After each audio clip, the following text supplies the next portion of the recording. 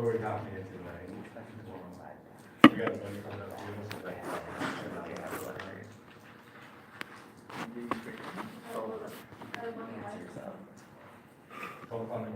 I got 85. I got 3 points in the drum. We got better All three of us. Yeah. You can do it too, man. I can't do all three in one day. Wow. Sometimes you wake up. You get 90.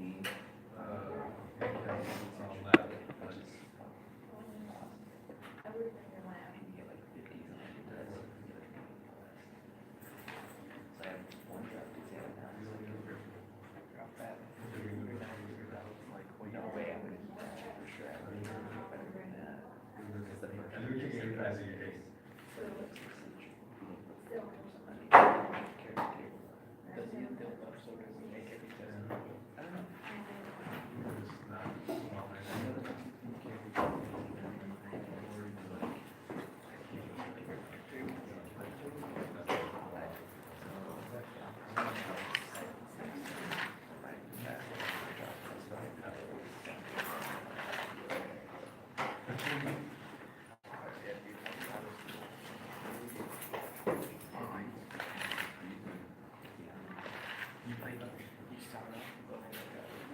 Good morning.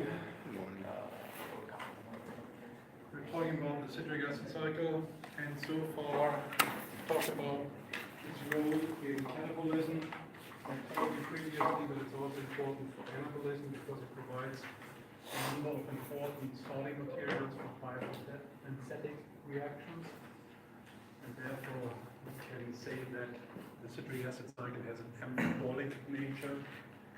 So it's important for both catabolism and anabolism. And this slide, which is a little busy, actually indicates what intermediates of the citric acid cycle are utilized for biosynthetic reactions. So obviously here in the center we have the citric acid cycle, have a couple of intermediates here. Then in blue here we have a number of biomolecules that are synthesized utilizing intermediates of the citric acid cycle starting materials. So this is indicated by these blue arrows going out from these intermediates of the citric acid cycle to the outer circle.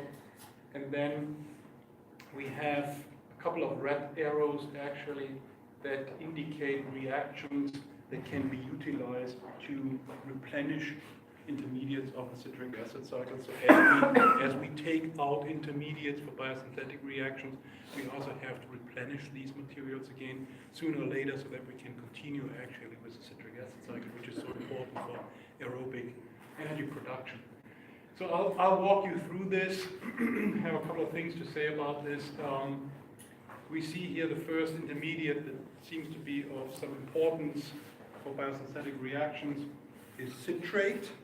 Okay, and I mentioned citrate previously when we talked about the regulation of the citric acid cycle, and I said that citrate also is an energy-rich compound, and it's camouflaged acetyl-CoA. So acetyl-CoA, as you know, in the first reaction of the citric acid cycle can be combined with oxaloacetate to form citrate, and acetyl-CoA can actually also be utilized, or is actually the starting material for the synthesis of fatty acids and also molecules like sterols. You may remember that the citric acid cycle is actually located in the mitochondrial matrix. However, synthesis of these molecules, fatty acids and sterols, occurs outside of mitochondria. So let's, for simplicity, say it takes place in the cytosol, okay? Which is true for example, fatty acids. So acetyl-CoA that is produced in the mitochondrial matrix has to be sent or transported outside of mitochondria for these biosynthetic reactions. However, there is no transporter that would allow a direct transport of acetyl-CoA across the inner mitochondrial membrane. Remember that the outer mitochondrial membrane does not represent an obstacle because it has these huge pores or porins that allow free transport of molecules up to 10 kilodaltons, and a molecule like acetyl-CoA is much, much smaller. However, the inner mitochondrial membrane does not have these porins, I indicated this before, but it also does not contain a dedicated transporter for acetyl-CoA. However, there is a transporter for citrate, okay? And the citrate can be transported across the inner mitochondrial membrane, can be transported from the mitochondrial matrix to the intermembrane space, and with this, the cytosol, where, for example, fatty acid biosynthesis takes place. So citrate that is produced in the mitochondrial membrane, matrix, can then be transported across the inner mitochondrial membrane, the outer mitochondrial membrane reaches the cytosol, can then be converted back in the cytosol into oxaloacetate and acetyl-CoA. And this is achieved with the help of an enzyme called citrate lyase, which under ATP consumption converts the citrate back, as I said, to acetyl-CoA and oxaloacetate. And the acetyl-CoA that is then produced in the cytosol can be utilized for biosynthetic reactions, for example, for the synthesis of fatty acids. Okay. The next important intermediate here is alpha-ketoglutarate. And we see that alpha-ketoglutarate can be converted into glutamate.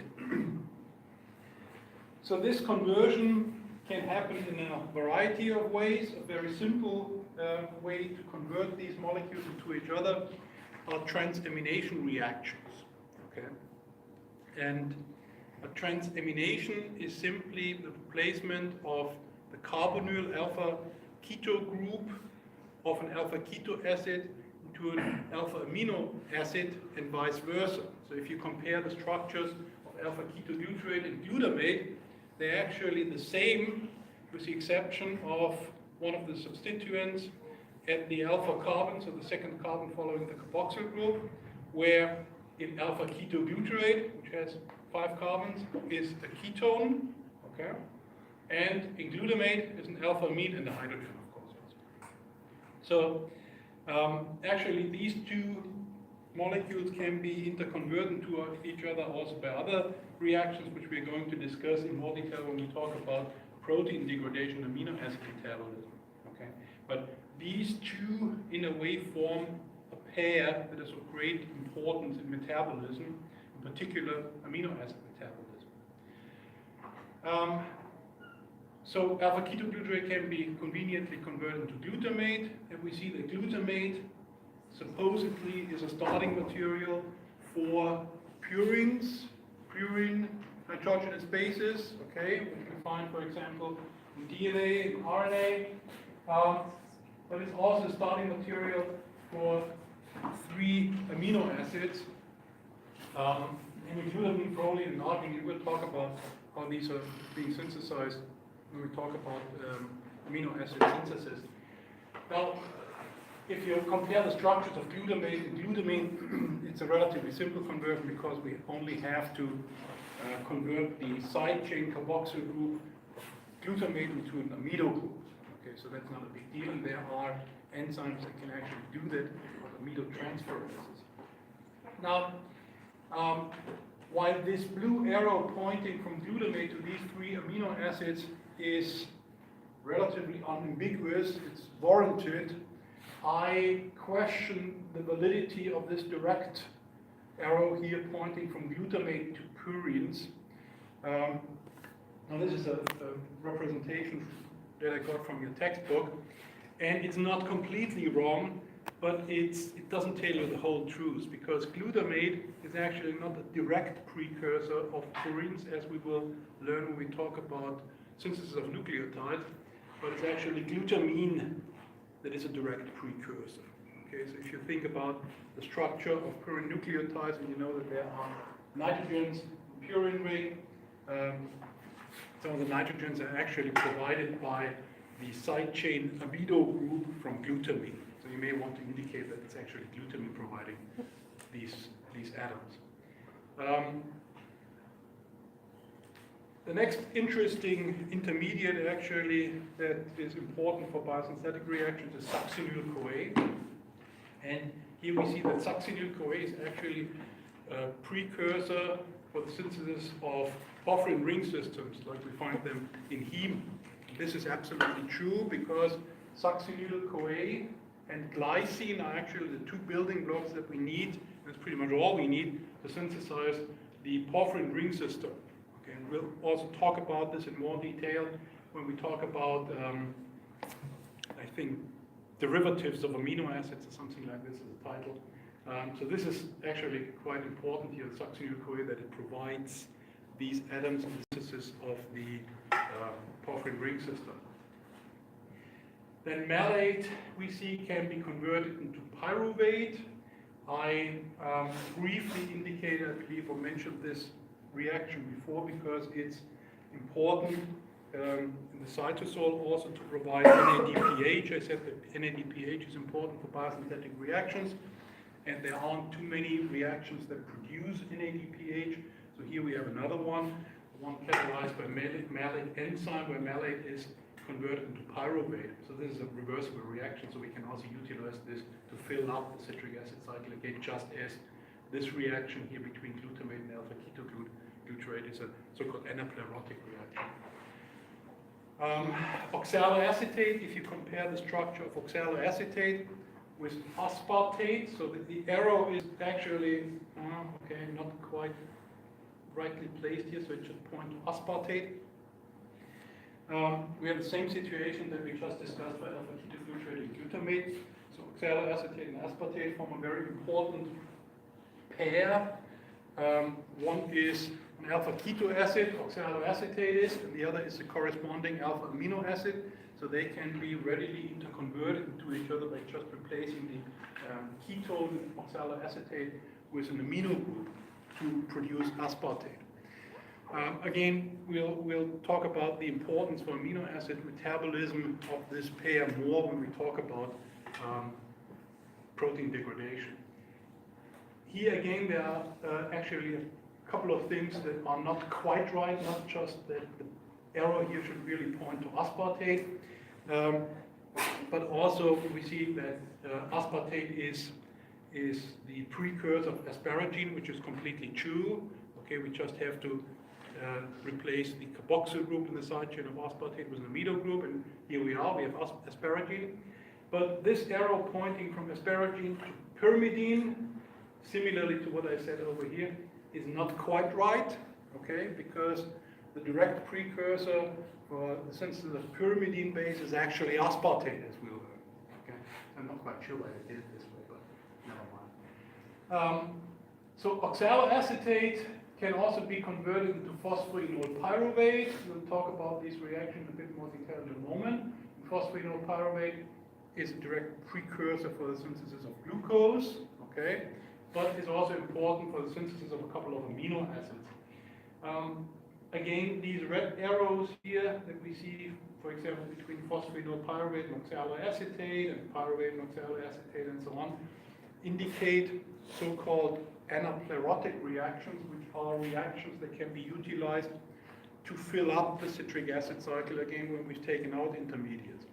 And these are some important ones are also listed here in this table, and they also make a distinction here between the different tissues and organisms where this may be more prevalent.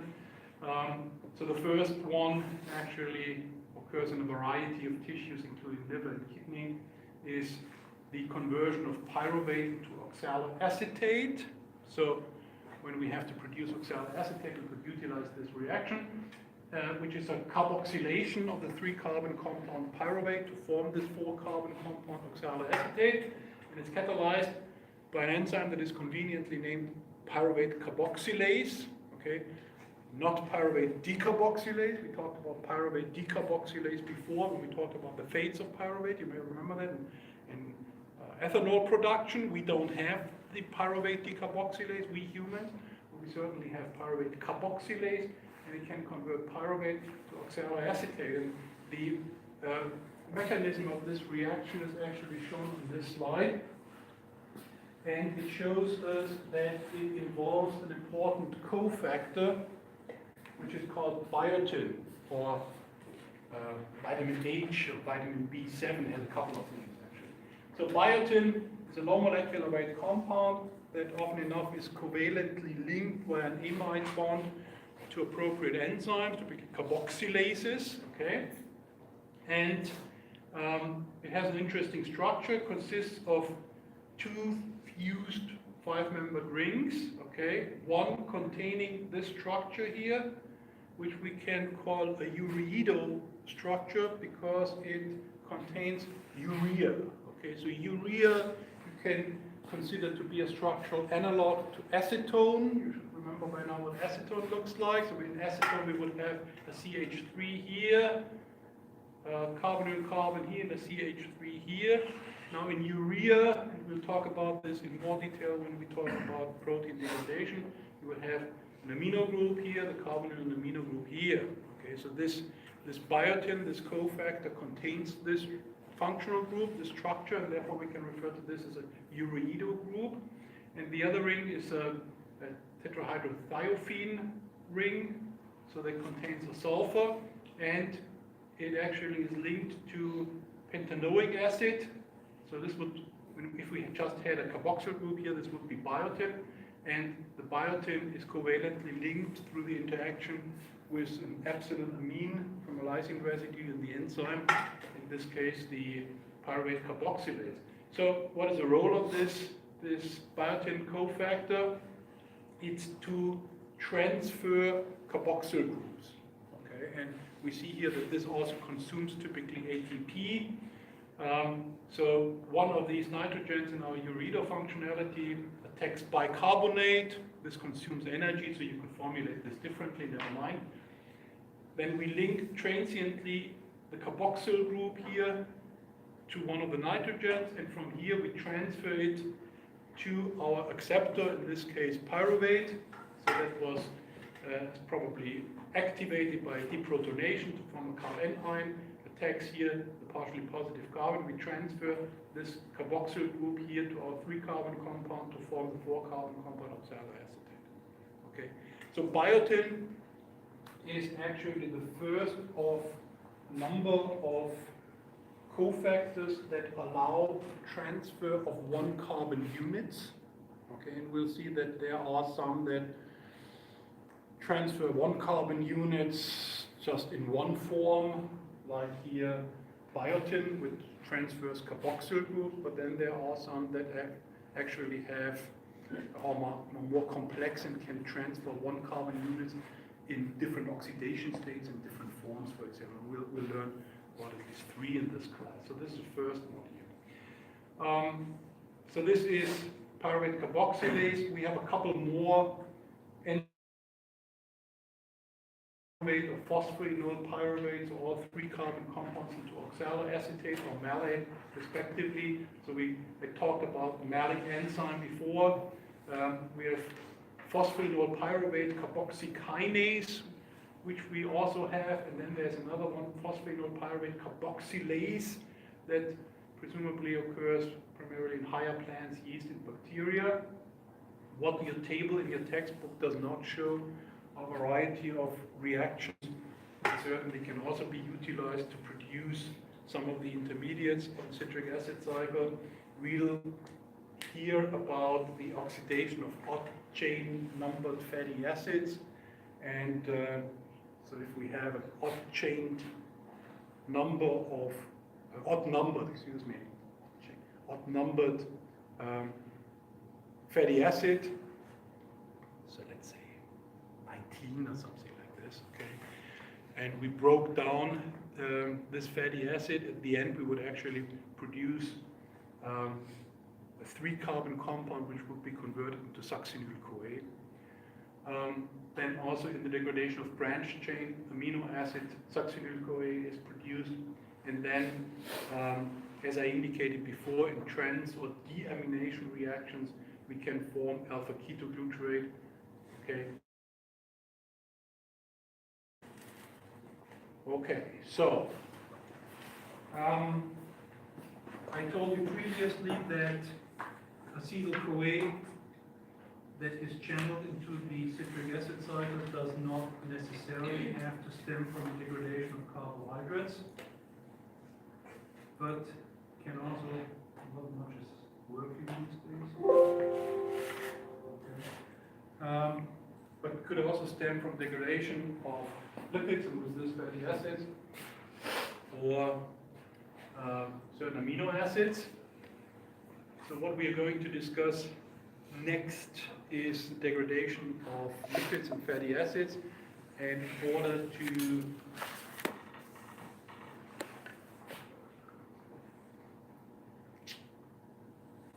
if I were you, I wouldn't do that. I would focus on class. As I did for carbohydrates, I will give you a brief review of lipids in general so that we're all on the same page. Again, as I said for carbohydrate review, this is all stuff that you should know already. But again, I want everyone to be on the same page. So, oops, it's the wrong file. So, this will also be relevant for the second exam. So you may want to take notes on this stuff, even if you've had this, for example, in 472. So, by definition, lipids are molecules that are sparingly soluble in aqueous environment, but are soluble in organic solvents. What does this mean, really? It means that we are dealing with overall rather hydrophobic molecules that are either just hydrophobic or at least have hydrophobic moieties in addition to some hydrophilic character, meaning that they are amphibolic or amphipathic. Okay? Not amphibolic, sorry, amphipathic. And fats, oils, and some vitamins and other hormones fall into this class. Fats and oils really just by different, let's say, fluidity at room temperature, and this is based, of course, on their composition. But if we are dealing with lipids of a certain type that are more waxy, more solid at room temperature, then we typically refer to these as fats. And if they are liquids, then we refer to them as oils. Okay. This is based on their composition. I'll come to that in a little while. So, what are the functions of lipids? The functions that first come to mind usually are to store energy. And here we're talking about things like fats and oils. But they also are important structural elements of biological membranes, as you should know. Okay. Here I just have listed phospholipids and sterols, but you should know that there are also glycolipids that are of great importance, for example. Then there are a bunch of other functions ranging from thermal insulation to serving as hydrophobic anchors, which I'm not going to discuss in any detail here. What is really relevant for us here in this class, since we're focusing on metabolism, is primarily the role of storing energy, and then to a certain extent also to serve as structural elements for biological membranes. So if we talk about storage lipids, so molecules that store energy, okay, they typically contain also fatty acids, so we have to discuss fatty acids also briefly. So fatty acids are the classical amphipathic molecules. They comprise both hydrophilic and hydrophobic character. Hydrophilicity comes in the form of carboxyl groups, at least one carboxyl group, and then we have a hydrocarbon tail, which ranges in lengths between, let's say, 3 and 35 carbons typically. So overall, the chain lengths of typical fatty acids is between 4 and 36 carbons. But the ones that we usually find in nature are somewhere between 14 and 20. The most important, I guess, most prevalent and also the primary product of fatty acid synthesis is actually palmitic acid, which has 16 carbons and no double bonds. So fatty acids, as it says here, do rarely occur free in nature. That doesn't mean that they don't occur free in nature, but usually they are esterified to form triglycerides, for example, or other lipids, but then they can also occur in free form if we cleave them off, for example, or fats, but then they are usually bound to transport proteins. In our body, this would be serum albumin. And even in this form, they occur in relatively low concentrations. Okay. You probably remember that we can distinguish between saturated and unsaturated fatty acids. So if we have the maximum number of hydrogens linked to the carbons in our hydrocarbon chain, then we have completely saturated, completely reduced the side chain. And for that reason, we can refer to this molecule then as a saturated fatty acid. Okay. If we don't have the maximum number of hydrogens, haven't completely reduced the side chain, but have at least one double bond, excuse me, which is actually in naturally occurring fatty acids a cis double bond, then we refer to these as unsaturated fatty acids. And we see that these double bonds actually have quite an effect on the overall structure of our side chain because they induce kinks. Okay?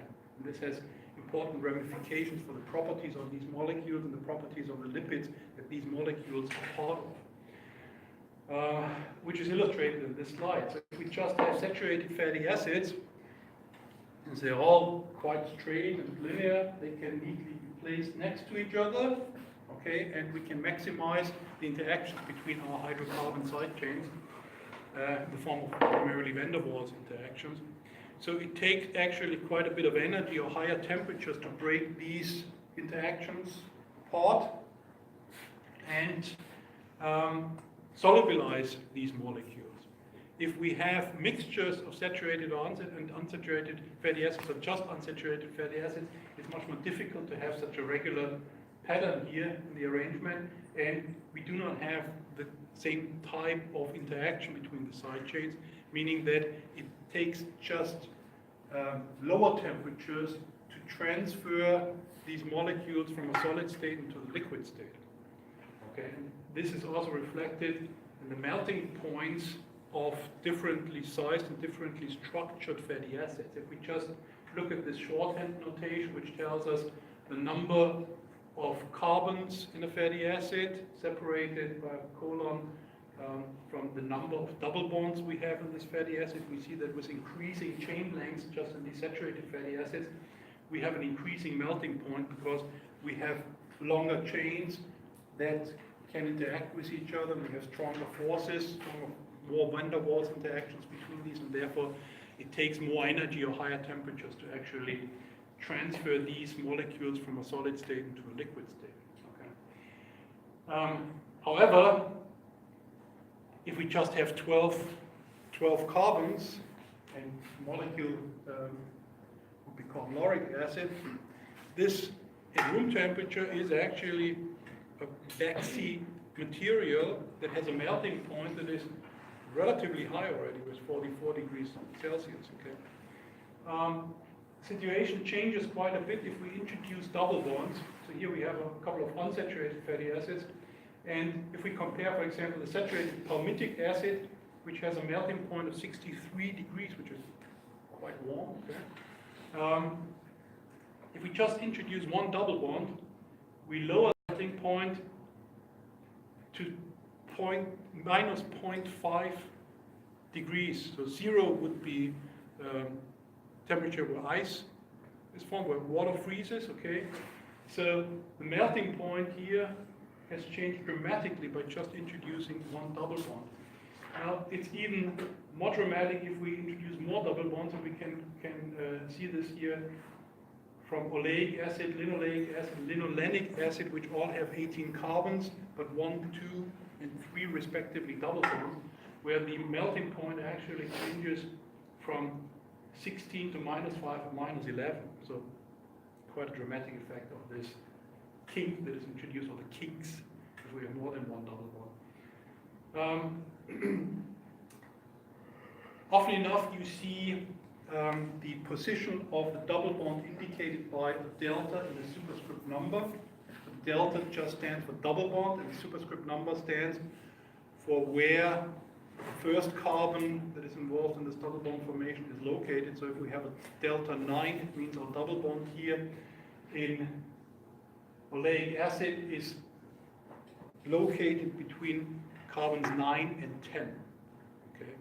And with relatively few exceptions, the double bonds that we find in unsaturated fatty acids, actually the first one is between 9 and 10, and then each other one is 3 carbons down the road, so between 12 and 13, 15 and 16, and so on. This is based on the specificity of the enzymes that can introduce these double bonds.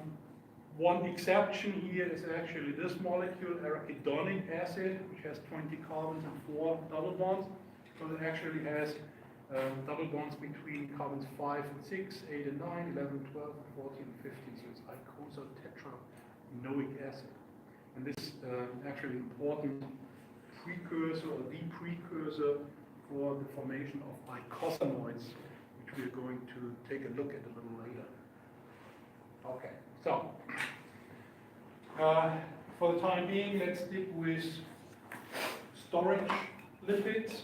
And here, what is important really with the molecules are that store energy in the form of lipids are triacylglycerols, which can also be called triglycerides, neutral fats, or fats. And as the name triacylglycerol indicates, we are dealing with glycerol derivatives.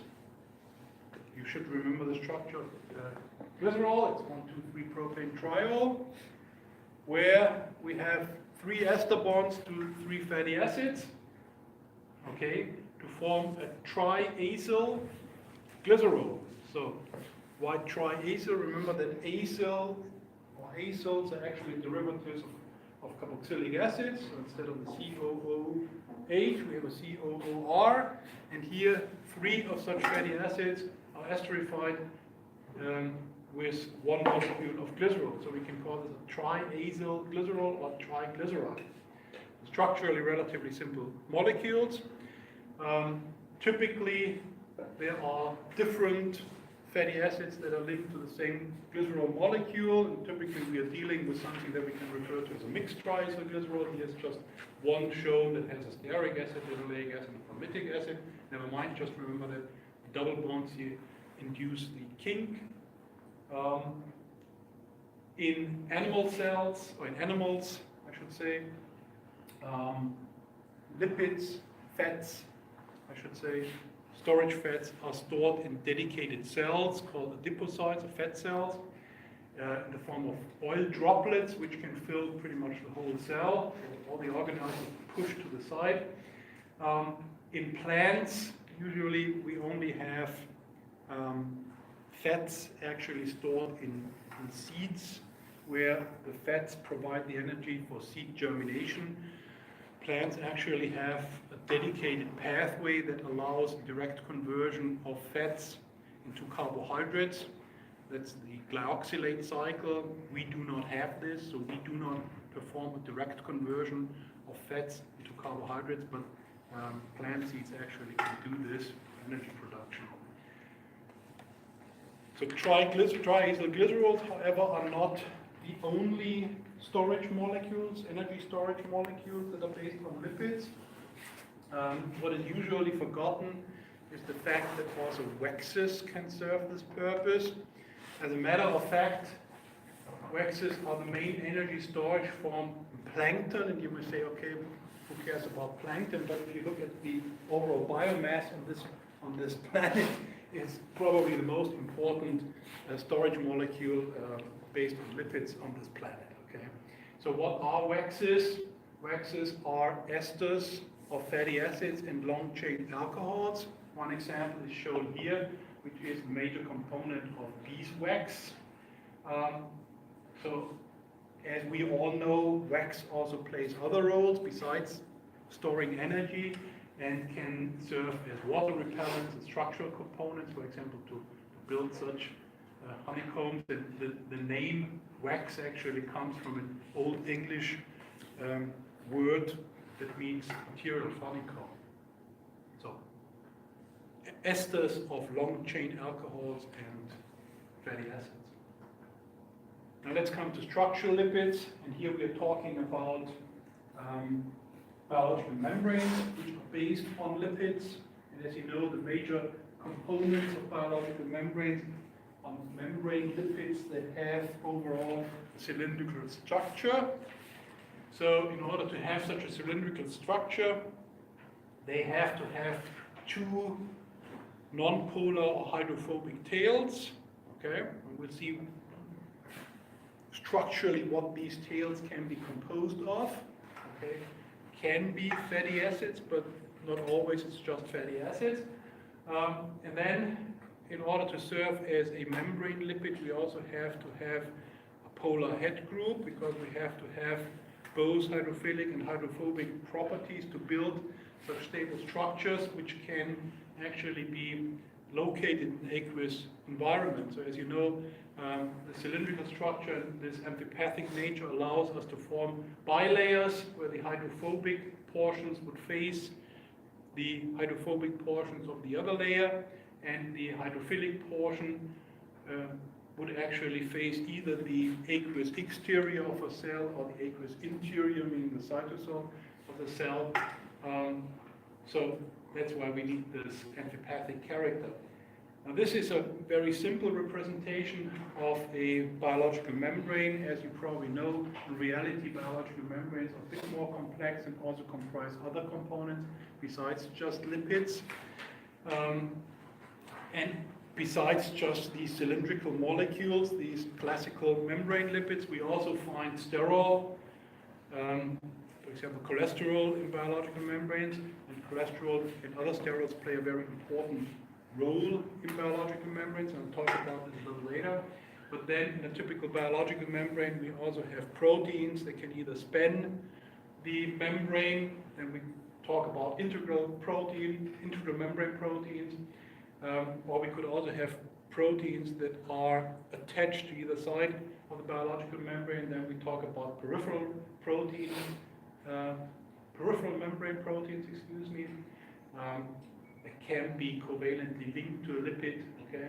And then we may also have carbohydrates, in particular at the exterior face of a biological membrane, and these carbohydrate residues can either be linked to proteins or lipids and play an important role in biorecognition phenomena. And I'll touch upon this a little bit more in a moment, okay?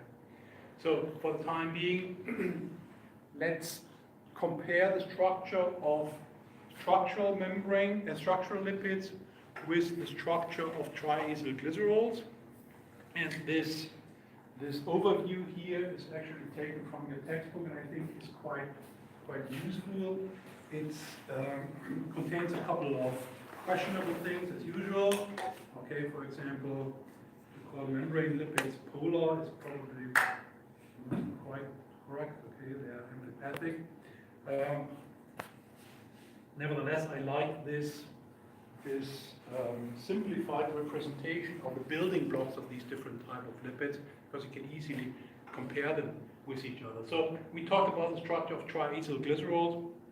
We have a backbone, which is provided by the 3 carbons of glycerol, and we have attached by ester bonds to this glycerol 3 fatty acid residues. Now if we compare this structure, the simplified version, actually with the, let's say, typical membrane lipid, which would be a glycerophospholipid, we have also a glycerol backbone, okay? And then we have 2 fatty acids that are linked via ester bonds to our backbone, the glycerol backbone, but instead of having a 3rd fatty acid, which would make this a triacyl glycerol, right? We have a polar moiety here, a polar structure, alcohol usually, that is bound to phosphate, which is bound to glycerol. And if we have such a phosphate in such a lipid, we refer to it as a phospholipid because it contains phosphate. Okay, we see here that we also have Other membrane lipids that do not contain phosphate, but contain sugars, one or more sugars, and then we usually refer to these as glycolipids. Okay. Now, as usual, the situation is a bit more complex because they're actually also phosphate-containing glycolipids, but they only occur in the thylakoid membranes of plants. So I will not stress this at all. So when I talk about glycolipids, I will refer to these types of membrane lipids that have one or more sugars, which, however, are not bound to a glycerol backbone, but to a molecule that is called sphingosine. So, while glycerophospholipids are probably the simplest structural components or lipid components of membranes, we also have membrane lipids that do not contain glycerol, but the backbone as well as the first hydrophobic tail is actually provided by a molecule, 18-carbon amino alcohol, that is called sphingosine. So I think I will show you a couple of structures also, so we'll have a more detailed discussion of this also.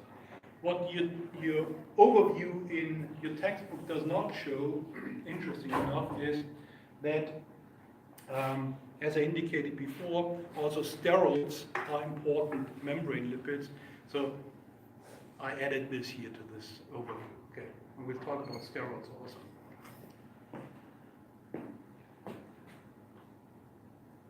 We have class. Goodbye. Oh, goodbye. Yeah, bye-bye. Just looking. Okay, so sorry. Let's take a closer look at glycerophospholipids.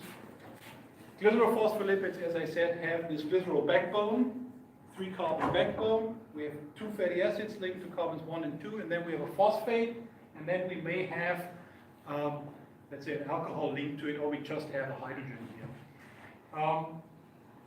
So,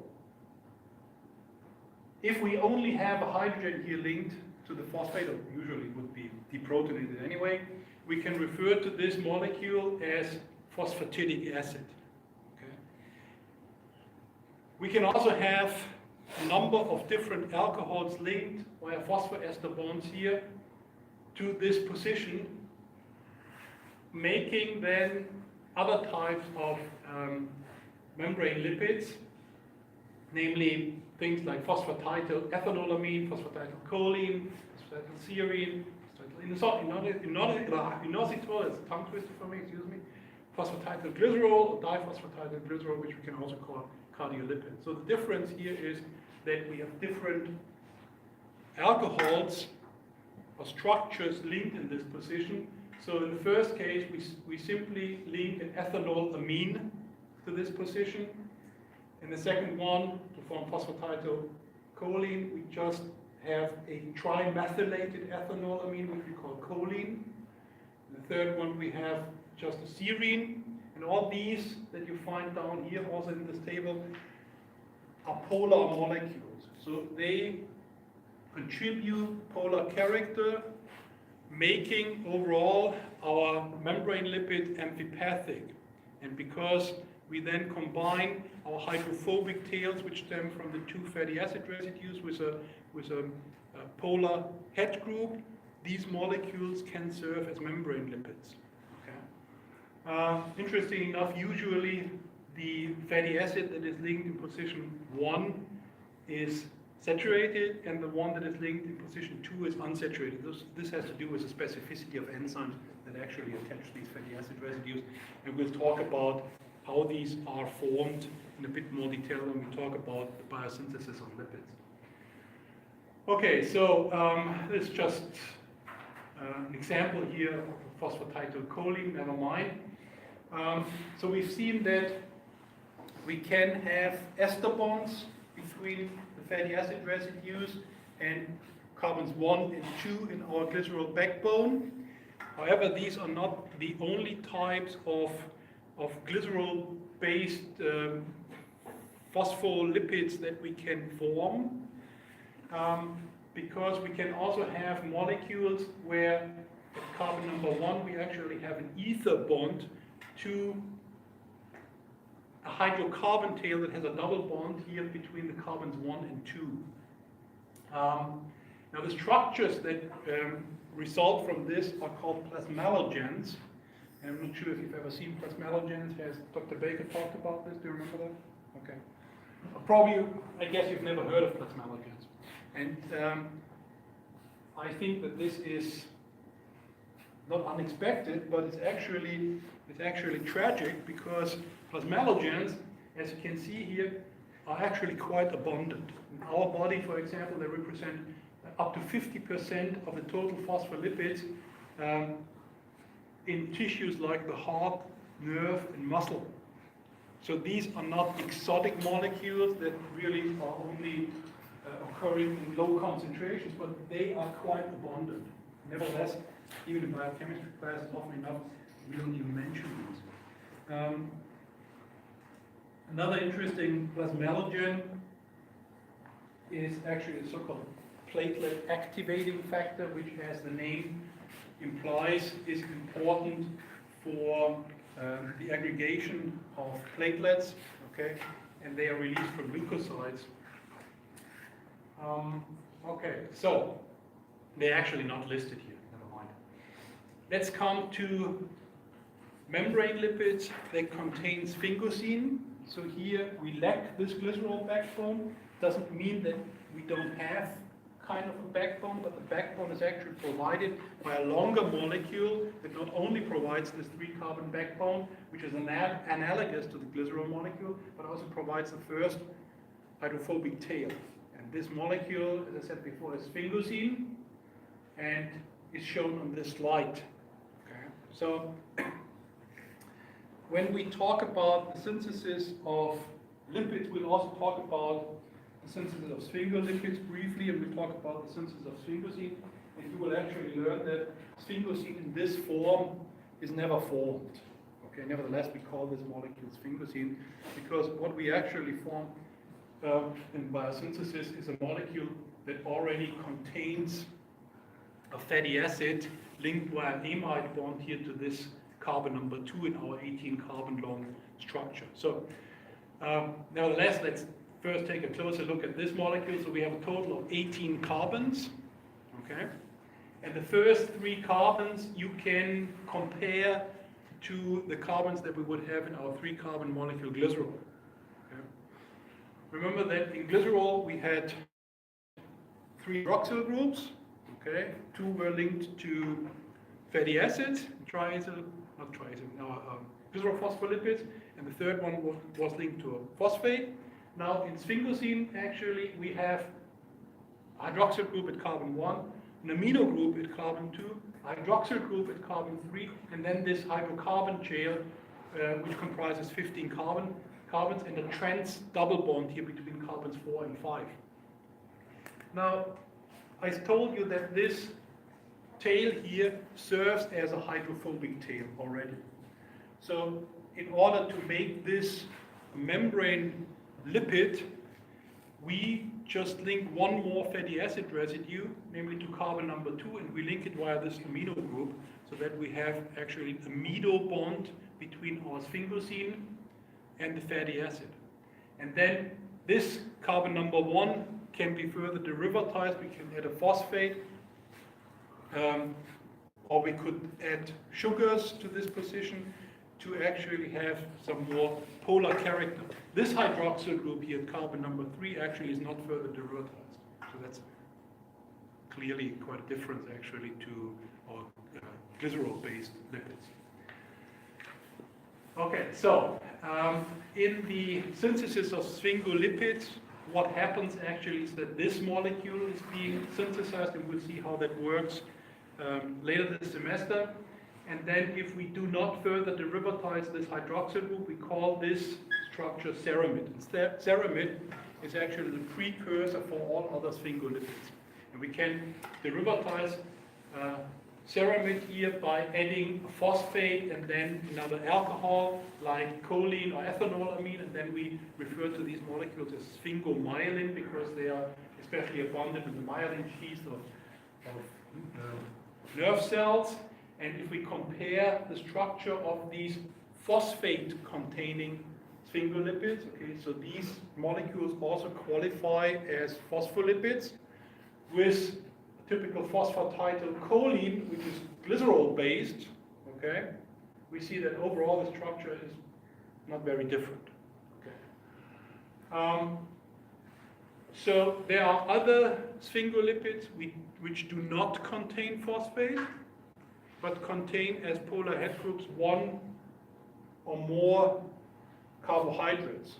And we usually refer to these sphingolipids then as glycolipids because they contain carbohydrates. If they only contain a simple sugar, one sugar like glucose or galactose, we call them cerebrosides.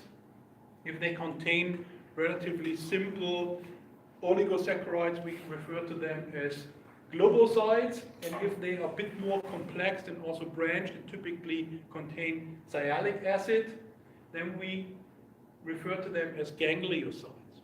And you may or may not have heard that these carbohydrates, which are typically actually displayed on the exterior face of biological membranes, play important roles for biorecognition reactions. And what I mean by that is the specific interaction between cells that display a certain type of carbohydrates on their surface with other either cells or, let's say, viruses and toxins and things like this. So here are a couple of examples given. For example, we have here a lymphocyte that expresses a certain carbohydrate on its surface, and this carbohydrate can be bound by proteins that are specifically binding carbohydrate structures, which are called lectins. And here we have a so-called P-selectin on another cell that can specifically bind to this. And there we have a specific interaction between cells of the same organism, let's say, but also if you have bacterial infection, for example, they may also have expressed on their plasma membrane certain lectins that can bind to specific structures displayed by your cells. Same is true also for viruses. I think in my 470 class I show a short video clip that explains how influenza viruses actually bind to specific oligosaccharide structures in our respiratory tract, and this actually helps them to infect our cells. But also other toxins can bind to carbohydrates. So these carbohydrates are very important for certain types of interactions. Classic example for such carbohydrate structures displayed on the surface of cells is are the ABO blood group antigens. So they are called, these carbohydrates are often called either surface markers or surface antigens because they're usually identified with the help of specific antibodies that bind to these structures, have been raised against these structures and can bind to these.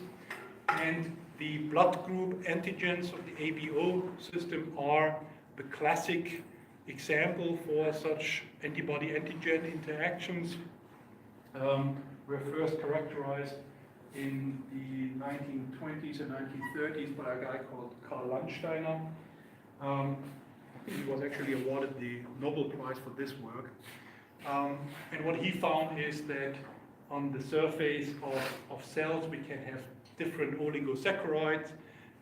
So certain individuals actually have the enzymatic repertoire to add to a certain core structure, which is shown here, also in N-acetyl galactosamine, or galactose residue, or some individuals actually have both enzyme activities and can have both this and that structure in addition to this core structure, and this then decides whether an individual actually has a blood group O, A, B, or AB. And if, as you know, if you, for example, do not express a certain surface antigen of that kind, but get a transfusion from someone that does, you can have an immune response to that, and that may actually be life-threatening. Okay, but I don't have time, and it's beyond this class to actually talk about this in more detail. I hope that you've read about this in 472 maybe. I talk about it a little bit in 470. So, here I added that sterols are also important membrane lipids. Okay. Even forgotten here this overview in the textbook, at least in the version that I used here. So what are sterols? Sterols are derivatives of steroids. And steroids are just derivatives of this parent compound, cyclopentanoperhydroferrin, where we have 4 fused rings, 3 6-membered rings and a 5-membered ring. So there are a couple of derivatives of this that we would simply refer to as steroids, and then there are some compounds based on this parent compound that also have 1 or more hydroxyl groups. And if we have 1 or more hydroxyl groups, we can call these compounds sterols. OL, alcohol hydroxyl group containing. Okay. The classic representative of a sterol is cholesterol. So again, we have this fused ring system here, which we can refer to as the steroid nucleus. It's rather hydrophobic. In cholesterol, actually, we have a double bond here between carbons 5 and 6. So our hydroxyl group that we need to make this a sterol is linked to carbon number 3. And we see here that this is actually our polar head group. So we are dealing with a molecule that can serve as a membrane lipid. In order to serve as a membrane lipid, we need to have something that is amphipathic. This whole part of the molecule is very hydrophobic. The only polar character actually comes from this hydroxyl group. But it's sufficient to allow this molecule to serve the role as a membrane lipid.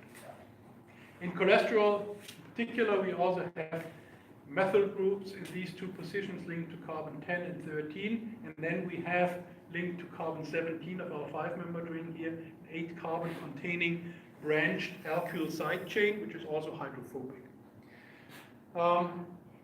So cholesterol is a very important molecule for a variety of reasons, because it serves, of course, as a component of biological membranes.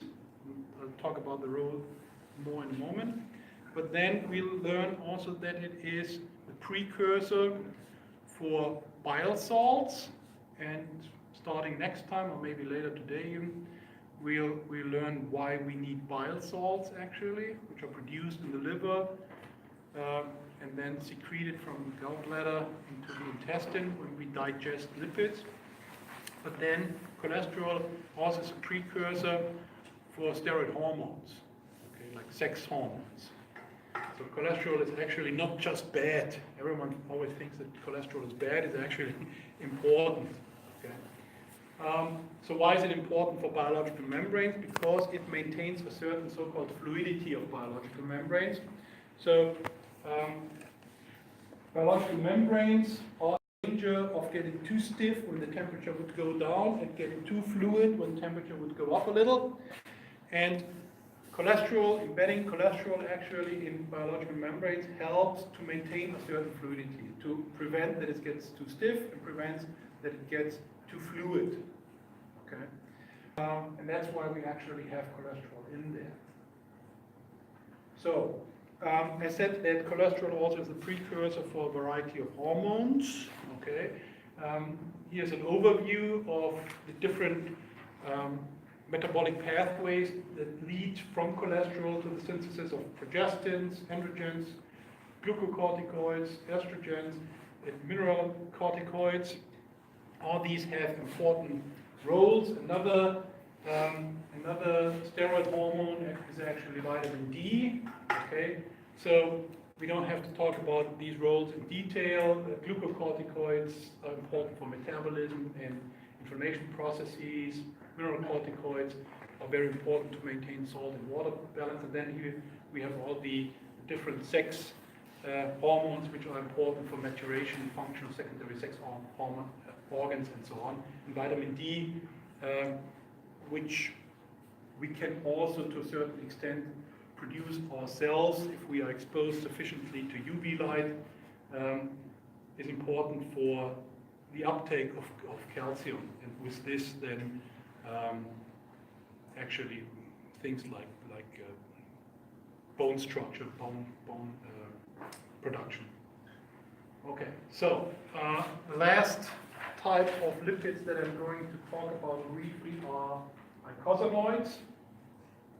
So I told you previously that eicosanoids are derivatives of arachidonic acid. So here's arachidonic acid. We have 4 double bonds in this molecule, and it is the precursor for a class of molecules that we can summarize under the name eicosanoids. Okay, and eicosanoids comprise leukotrienes, thromboxanes, prostaglandins, and prostacyclins, and they are all derivatives of arachidonic acid.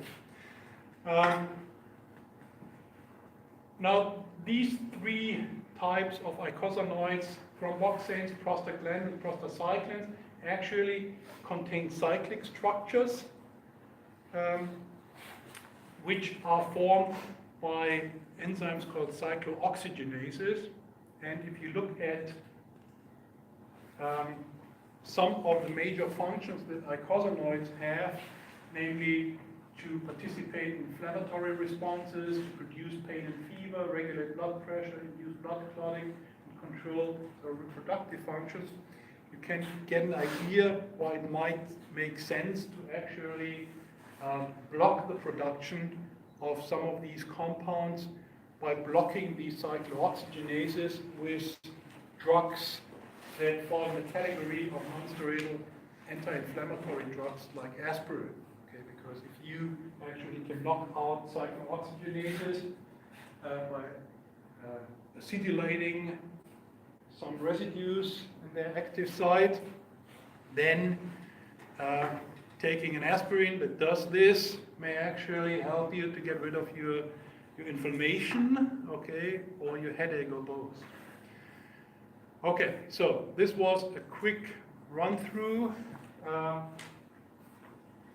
major functions of lipids. Again, this is all stuff that I hope you've heard about in the other biochemistry classes. It will be relevant, let's say the more fundamental things may be relevant for the next exam. But the main purpose why I discuss this is actually to prepare you for the metabolism of lipids. Okay, so that when I talk about sphingosine, that you have an idea of what sphingosine is, for example. So with this, let's talk about degradation of lipids. Okay, and why would degradation of lipids be important? Because as we just heard, lipids are important molecules to store energy. They also serve as components of biological membranes. So when we eat food, we take up lipids. And lipids actually are very rich in energy, as you can see from this table, which compares the energy content of our major food groups, let's say, probably not the right term here, but carbohydrates, fats, and proteins. And it is shown actually for the amount of kilojoules that you can get out of a gram of dried material. So if we had dried material, carbohydrates would actually provide about 16 kilojoules per gram of dried material, fats about 37 kilojoules per gram, and proteins about 17 kilojoules per gram. Now this is a little bit misleading because, as you probably remember, carbohydrates are actually quite polar and are highly hydrated, while lipids are hydrophobic and are not hydrated. Okay, and if we take this into account, that carbohydrates actually contain quite a bit of water, the actual difference between the energy content of fat and carbohydrate is around a factor of 6. Fats contain about 6 times more energy than carbohydrates, which is quite significant. When we talk about, I think, the biosynthesis of lipids, we will actually see a couple of numbers that give us an idea about how long, let's say, adipose or fat stored in adipose tissue would actually last if we stop eating. But this will come later. So, since fats contain so much energy, they are a particular important situation where, we do not take up enough energy and are dependent on our energy reservoirs that we stored in our own body in the form of fat and adipose tissue. Or, let's say, if we have access to food, but we utilize a lot of energy, have increased energy demand, then fats are also of great importance. And when carbohydrates are not available or cannot be utilized also. Okay, for example, if you suffer from diabetes, you may not actually utilize your carbohydrates in the form you should utilize it, and then you will break down fats primarily. So, couple of things, we saw this before, couple of things that I consider fun facts. I'm not sure if you have this in your print notes. It's not of the greatest importance, but I think it's quite interesting information. So occasionally I come across some things that I personally find rather interesting. So triacylglycerols, as you can see here, constitute about 90% of the dietary lipids in humans. So if we take our food and look at the lipids in our food, 90% of that typically is triacylglycerol, so fats. Okay. And then, of course, we have other lipids also, like membrane lipids and other lipids. Okay. So, since they are so rich in energy, they are the major energy storage form. And again, this will become more obvious when we take a look at a table that lists the different sources of energy and how long they would last. Interesting enough, there are certain organs that really prefer fatty acids or lipids as energy source, such as liver, heart, and resting skeletal muscle. If we look at hibernating animals and also migrating birds, it's pretty much the only energy source. Okay. Interesting enough, also higher plants, as I indicated before, utilize fat for seed germination, but otherwise don't utilize fats for energy production. And I already mentioned that in mammals there is no direct conversion of lipids into carbohydrates, while in plants, in germinating seed, we have this. Okay, so we do not have this metabolic pathway, this glyoxylate cycle that allows germinating seeds to do that. We can't have this direct conversion. Okay, so what we are going to focus on is what happens in vertebrates, or more precisely in humans, when we utilize fats for energy production, and we have to distinguish 3 sources where these lipids and these fatty acids can come from. The last one in this list is actually synthesized lipids and fatty acids. We're not going to talk about the synthesis of fatty acids at this point, but we are going to talk about fatty acid synthesis when we talk about anabolism. Okay, so we'll first talk about catabolism in this class, and then we'll switch to anabolism. And when we do that, we'll first talk about synthesis of carbohydrates, and then we'll move on to the synthesis of fatty acids and lipids. What we're going to touch upon now is what happens with dietary lipids, the lipids that we take up with our food, and also what happens if fat that is stored in adipose tissue is mobilized for energy production. Okay. So let's first take a look at what happens if we take up food and it contains lipids. Now, usually in textbooks you will read that your degradation of lipids starts in the intestine. This is an oversimplification because while the majority of, let's say, degradation of lipids actually does take in the intestine, we can also start to a certain extent, and that depends on your age also, with breaking down lipids in our mouth, okay, because we have actually enzymes called lipases that we pretty much have in our mouth. There's one that's called lingual lipase, which is especially important in newborns. But then we also can have gastric lipase, and these lipases can already start to chop down lipids by hydrolyzing ester bonds and releasing fatty acids. Okay, but what is of greater importance is actually that we have an intestinal, also called pancreatic lipase, which is secreted from the pancreas into our small intestine. And here, this lipase breaks down lipids and cleaves ester bonds. Okay? In order to do so, however, the lipids have to be emulsified. So just like any other enzyme that we have, also these lipases do not like to work in a purely hydrophobic environment. Usually our lipases or our enzymes are in an aqueous environment, they are happy. Now these lipases, or this gastric lipase, actually works quite well at hydrophilic interfaces, micelles that are formed when lipids are emulsified with the help of bile salts. Now, there's also I added this here, a protein called colipase, which lipase likes to have, and I think it helps it actually to attach to these interfaces.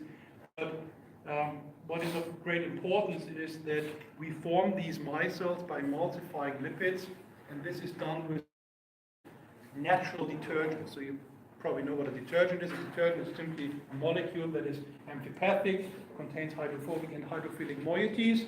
Soap, for example, is a detergent, of course. Okay, and why do we use soap? To emulsify rather hydrophobic molecules. Okay, so if you take a shower and you take soap, you emulsify dirt particles. Okay. Now we produce natural detergents in our liver, and these are derivatives of cholesterol called bile salts. So if we look at the structure of cholesterol here and the general structure of bile salts, we see that okay, we have the same kind of fused ring system here. We have done a couple of chemical deratizations to our cholesterol to convert cholesterol into these bile salts. For example, we have reduced this double bond between 5 and 6. We have introduced more hydroxyl groups. We find one now at carbon number 7. There might be one at carbon number 12 also. We also did some stereochemistry here at carbon number 3, never mind. And then what is of great importance also is that we have shortened our alkyl side chain and have oxidized it to introduce a carboxyl group. Okay.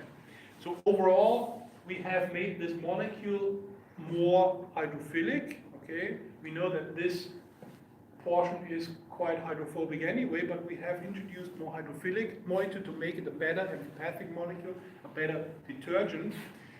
Now this carboxyl group here in the side chain can either be just a carboxyl group, and then we have, depending on whether or not we have a hydroxyl group in this carbon number,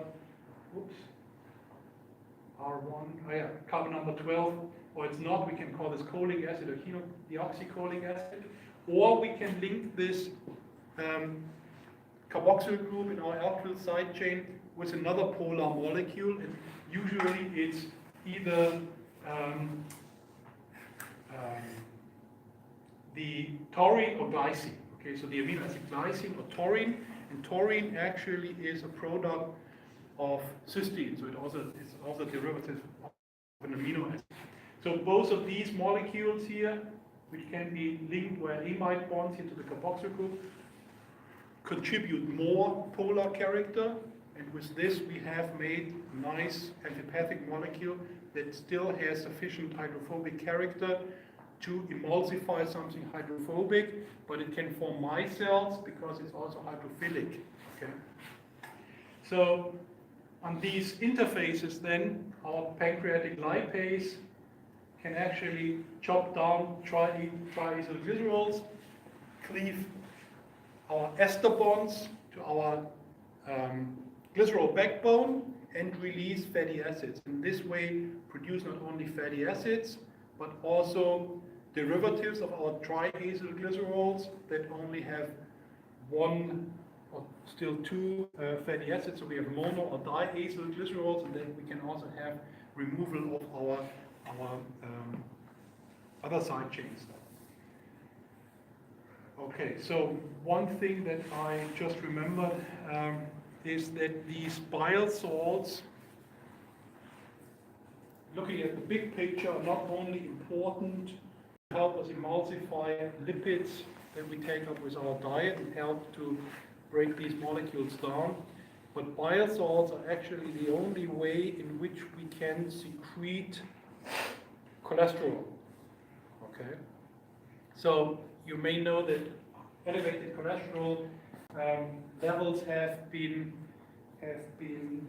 blamed for heart attacks and strokes. Okay, so you should watch how much cholesterol you take up with your diet, but nevertheless, you will always also synthesize cholesterol unless you take drugs that block the synthesis. But if you accumulate too much cholesterol in your bloodstream, cholesterol may be deposited in blood vessels and then clog blood vessels and lead to heart attacks. So this, for example, is a completely blocked coronary heart artery. Okay, and not sure if the patient survived or not, but quite interesting. So bile salts are actually the only way that we can get rid of excess cholesterol. Okay. So let's talk about this first and come back to the other stuff next time. So we can also process membrane lipids that we take up with our diet. In the intestine, there's an important phospholipase A2, that can cleave this ester bond here between our fatty acid linked to carbon number 2 and our glycerol backbone, and form lysophospholipid, which is also a pretty good detergent, can also help us to emulsify other lipids, I guess. It can also be taken up then by the intestinal mucosa, and that's what we're going to discuss next time when we talk about what happens to these fatty acids that have been released in this way in the small intestine. Okay, see you next week.